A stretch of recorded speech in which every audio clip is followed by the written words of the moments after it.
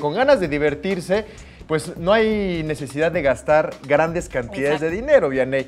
Y simplemente hay que asistir a donde haya agua y muy buen ambiente.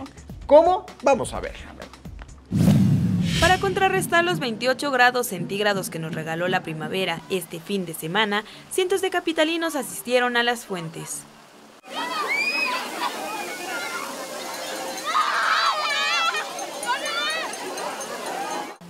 Los pequeños fueron quienes más disfrutaron meterse al agua, como Pablo, de 4 años, a quien su papá lo llevó a la fuente de la Alameda Central.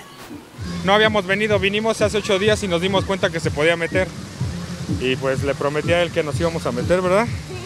Y nos estamos divirtiendo. A lo mejor pensamos que con mucho dinero podemos darle la alegría y es con cualquier cosa, ¿no? Un juguete, una fuente.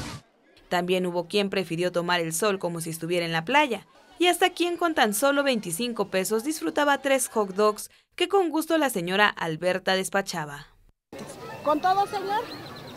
Y aunque ella no disfrutaba de un buen chapuzón, también se divertía.